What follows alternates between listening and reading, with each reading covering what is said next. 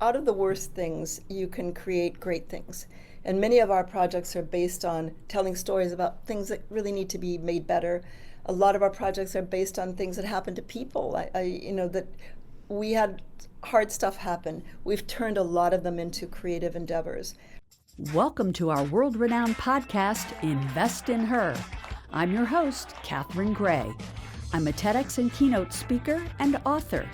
Also, I'm executive producer of the movie Show Her the Money. Plus, founder of She Angel Investors and co-founder of the She Angels Foundation.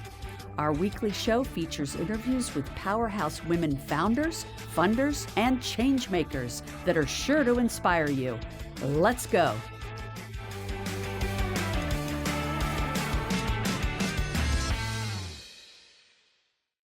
Welcome to this week's edition of Invest in Her. I'm your host, Catherine Gray, founder of She Angel Investors and co-founder of the She Angels Foundation and executive producer of Show Her the Money movie.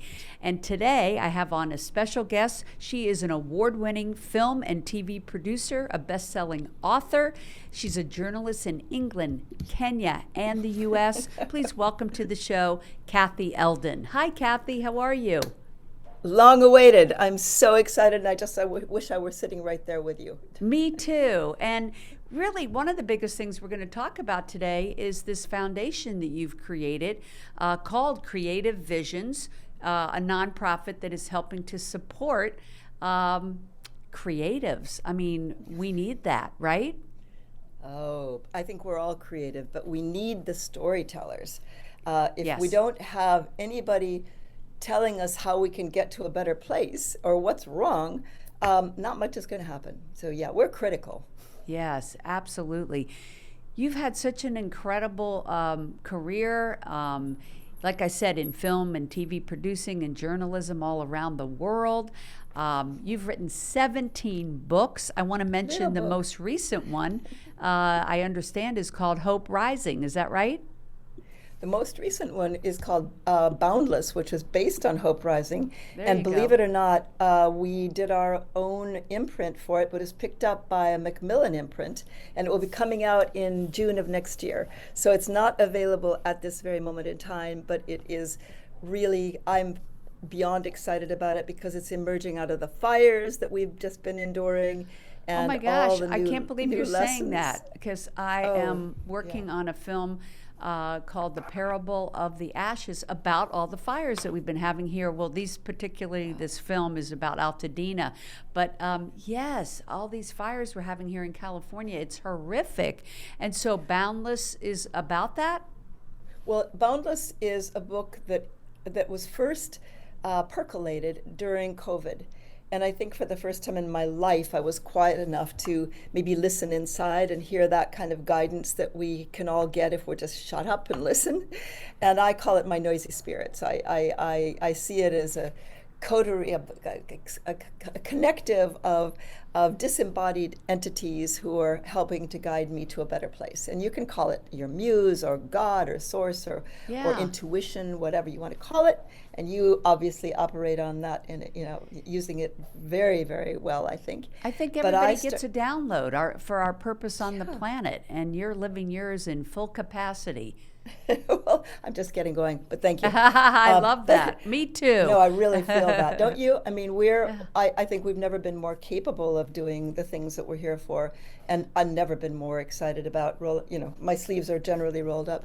But this stuff came through, and it came through in rhyming kind of pop poetry. I've never liked poetry, never been a spoken word person. And it came through in this completely different medium. And I wrote them down and turned it into Hope Rising, which was the first book that emerged really as COVID was just starting to lift. And then it all went quiet again.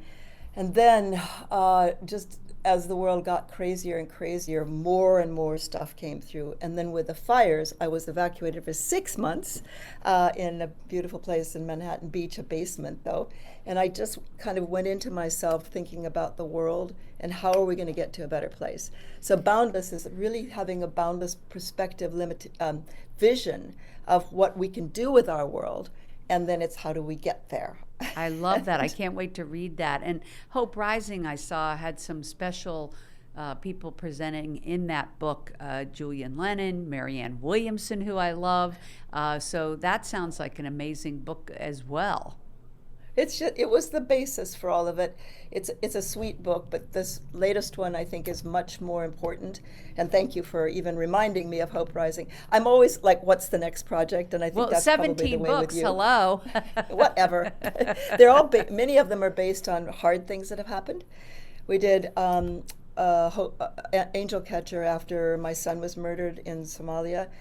We did Let's talk Love about Catch. that, because Yeah, wasn't we don't that jump over one of that the one. reasons that you and your daughter Amy started Creative Visions after your son, as you mentioned, passed away? And let's talk about that story, because it was the impetus for creating this amazing platform that helps all of these creatives, filmmakers and journalists to make their, dreams a reality, really. I know you've worked on over 500 projects supporting them in Creative Visions. And I understand this is a United Nations non-governmental organization that's a nonprofit that people should be aware of, either to donate to or as a creative being aware that they can use this as a platform to raise money. Yeah, let's talk about Creative Visions and this story about your amazing son, a photojournalist, and that story. Please share that with us. Well, thank you. I moved to Kenya as a young wife and mother with two little kids, 7 years old and 3 years old. And my son, my husband, was running ICL, which was the British equivalent of IBM at the time. He then went on to run IBM and Wang back in the day. And I arrived in that country just like so excited to be out of England, which was pretty drab and gray, out of Cedar Rapids, Iowa, which is where I grew up, which is a lovely place to grow up, but I didn't want to stay exactly where I was. And arrived in Kenya really wanting to learn about the country. And so I started writing for the local newspaper. And I sort of talked my way into something that I had actually no right in doing, because I didn't have a clue about how to do it. And in fact, they had to stop the presses the first day that I wrote.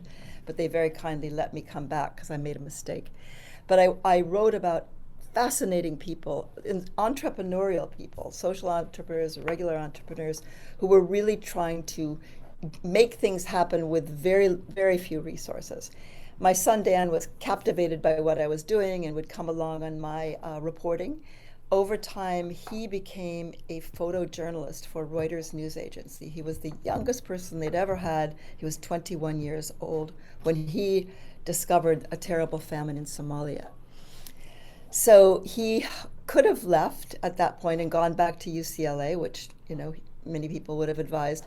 But he stayed on in Somalia and captured the stories about that country spiraling into a terrible civil war. The day that he was packing up to go back to California, there was a terrible bombing by UN forces under American control of a house where they believed a warlord was hiding.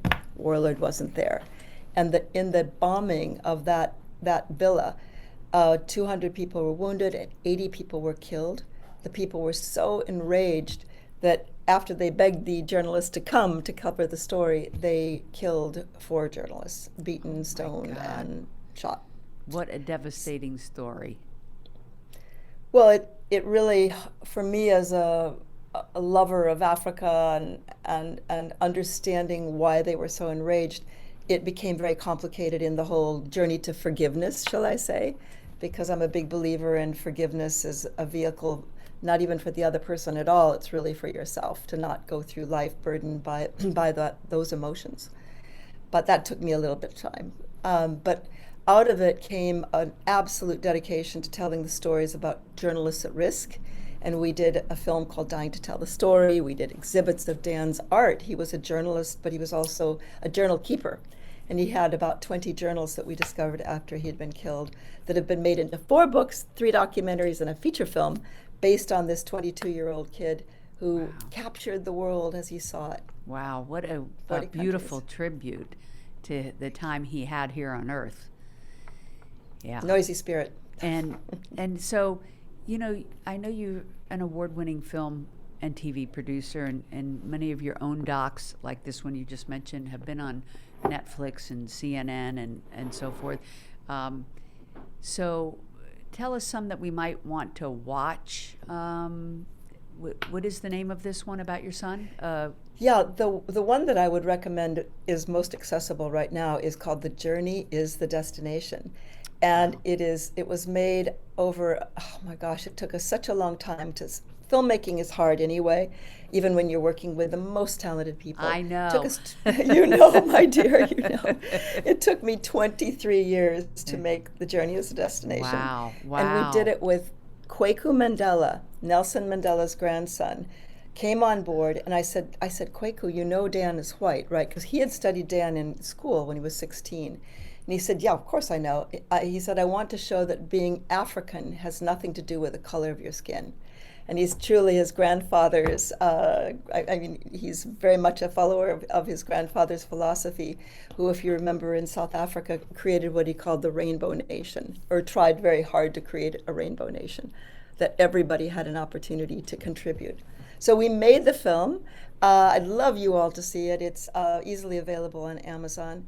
I've done a bunch of other films, and you know, when we say I have done them, I am an instigator, I'm an agitator like you, Catherine, but it takes such a village, it takes such a community to sure climb does. on board, and you know, all the talented folks, and I give back rubs at that point, and you know, my job is pulling in the money to make these things happen. Right. And that's, It I know, does the area take that you're money. particularly interested in as well. Yeah, and Creative Visions gives filmmakers that platform to make these films, right? So you got to usually get some nonprofit alignment, and this is what Creative Visions provides for filmmakers and other creatives, so that they have a platform, a 501c3 platform, to be able to get people to donate to their creative projects. So how would people find Creative Visions? Is it creativevisions.org? Yeah, check out creativevisions.org, and just to go a little further, we offer fiscal sponsorship, which means that we give a nonprofit status to a variety of projects. Right, I think we've worked with over 700. We have 500 current projects. That could be art, music, dance, drama, film, but any project that we have a lot of for-profits who want to have a nonprofit arm of their company, but it might be, I'm just trying to think of an example, but where you want to be able to give back in a significant way, and the storytelling around whatever the issue that your for-profit company might be dealing with, but you want to have a way to give back, but you don't want to set up a whole foundation because you have to have a board and it takes forever and it's cost money. This is like $85. You apply. You have to be totally credible, but all you need is an LLC or a sole proprietorship. But we work very closely. We're a all-women team, and I'm really proud of our team. You know, I love hearing that. Music to my ears, all-women team. So it doesn't matter if it's a filmmaker, dance, a theater. You are a platform that they can team up with, so they don't have to set up a nonprofit. And that's Exactly. a beautiful thing. Do you have some current projects that are using your platform that you'd like to mention that you're a big champion of? Oh man, today I'm just off a phone call with a beautiful project that is saying it's not enough to protest. We need to find ways to really change policy so that we can get to the country that we really want. We have a number of beautiful films under us, and there are investment opportunities for people as well. It's not just philanthropic donations. I'm trying to bring in $3 million for a wonderful project for women. It's women's sports, and it's called Allez, A-L-L-E-Z, the French word for let's go, Allez Sports. And then it's a company by Allie Davis and Melissa Foreman, which was set up because there's a great gaping hole when it comes to women's sports media. And they are telling the most wonderful, entertaining, impactful stories, but they need the money to be able to really expand their network. And I've gone after a wonderful person who is a global force, who's looking at bringing in funding potentially from FIFA, potentially from the Olympics, and also his own funding. So people out there who are interested in women's sports, climb on board. This is going to be a winner. People will make money, but also it's supporting something that is so important for women, because sports is the great egalitarian connector. You know, I know a venture firm that focuses on that, so I'm going to connect you to them.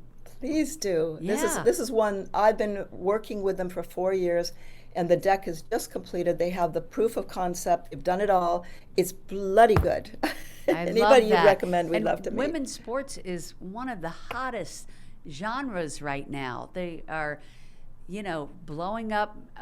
Investments in women's sports are doing really well, and even peripheral to that, like audience, fan base type of things around sports. So it's an amazing niche, and I love that you're getting behind that. That's perfect. Right on. I love it. I love what we're doing now. I've started something called The Connective, which is really pulling in the connections between resources and people from family offices and family foundations and individuals who either want to invest or philanthropically donate, and curating projects that are really good that I am investing in myself, and we are investors. My husband and I in impact investing, in whether it's environmental. I just invested in baby diapers, that have mold in them so they break down. How cool is that?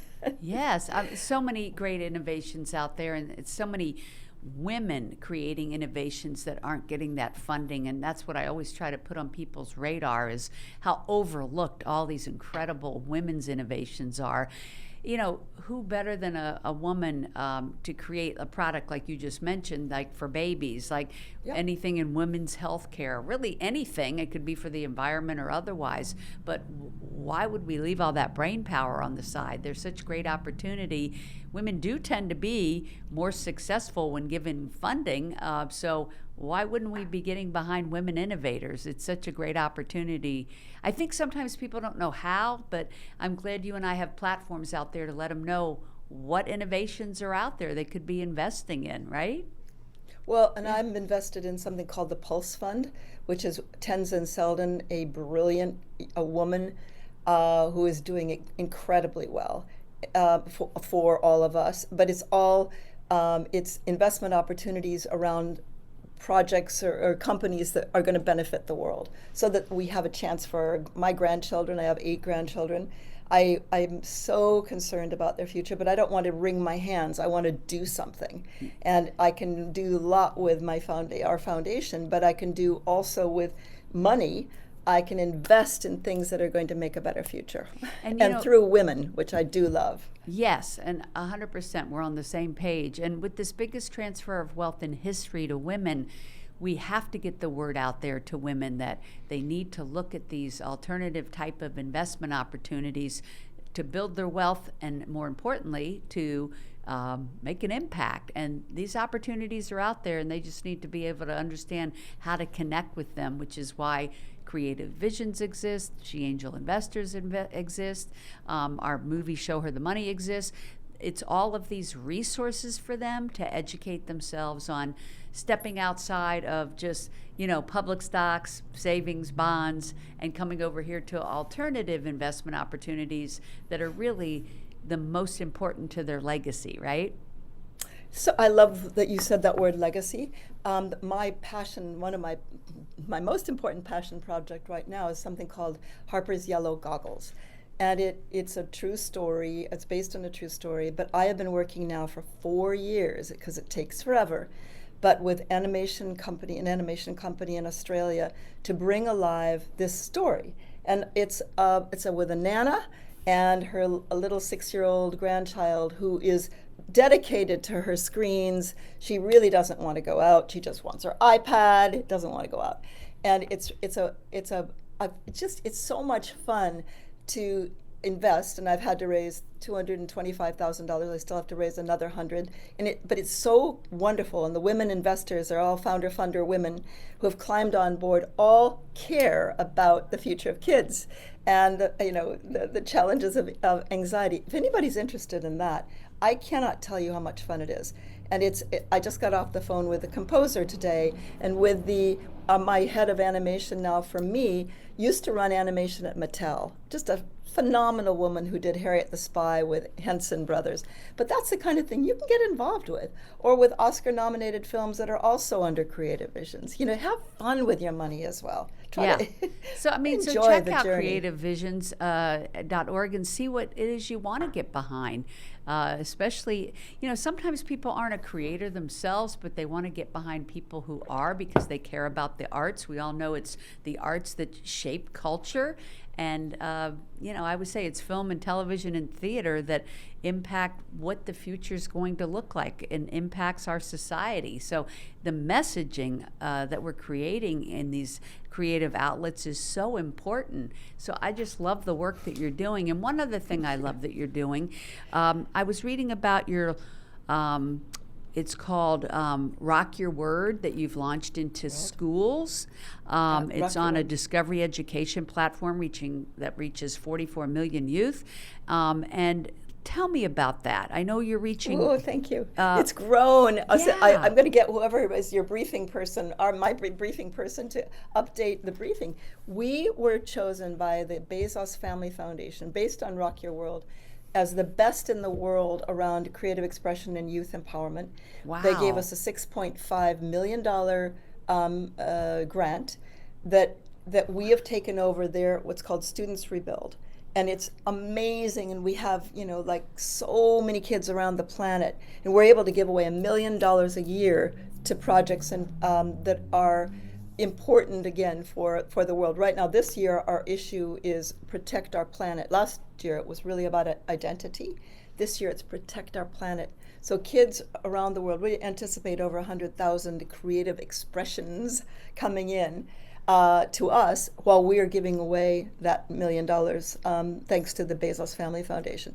That, I want to hasten to say, does not fund everything we do. It funds the youth program. We are still raising funding around all the rest of it that we do, including, may I just say, because of the fires, we were able to save our Dan Eldon Center for Creative Activism, which is at the bottom of Topanga Canyon. It's that lovely big building that has the wave on it. Everything was burned from us on, 323 structures are burned from us on, but we saved that place. And it's the only commercial building. And we're opening our arms wide to anybody who wants to use it for free, but I need to raise the money around us to be able to do that. So one more, community-based project, as well as all the global stuff. Girl, you are nonstop doing good. Yep. Yeah. You're my model, girl. You're my role model. When I heard you on stage, oh my goodness, I was so excited to get to know you better. Well, thank you. I think it feeds everyone's soul when they're giving back and doing something to make the world a little better place. And so, these are opportunities to do that. If anybody's not doing that right now, seek this out. You can make such a difference in the world and be part of the creative world, which is super exciting. You've been in that your entire life. And is there anything else that you'd like to share about what you're doing? I know that we've already talked about a lot of different projects, and they're all so cool and amazing. And but before we wrap up, is there anything that we missed that you want to talk about? Yeah, I just want to say to people that out of the worst things, you can create great things. And many of our projects are based on telling stories about things that really need to be made better. A lot of our projects are based on things that happen to people. That we had hard stuff happen. We've turned a lot of them into creative endeavors. Right now, my daughter is going through breast cancer. Totally unexpected, healthiest person I know. And we're working on a book we're calling OFUCK, is a working title, which we may not call it that in the end, but it's really how to get through hard things. And that's going to be a new book for us. It's going to be more like a toolkit. But I'm just saying to you, because right now the world's in a hard place, but don't be apathetic, because that's really useless.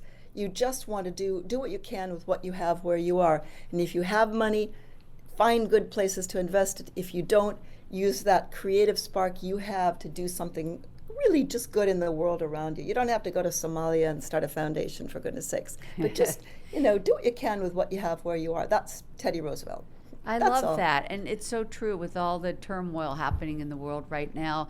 The best way to find joy at this time is living in the present, giving back, paying it forward, and the most fun you could have is being involved in these creative projects, right? Absolutely. And if you want to know more about that too, check out kathyeldon.com, because it's got another angle on what I'm up to. And I'd love to hear from you. And you can easily contact me through kathyeldon.com. So, I want to know more about what you people are up to and how we can help.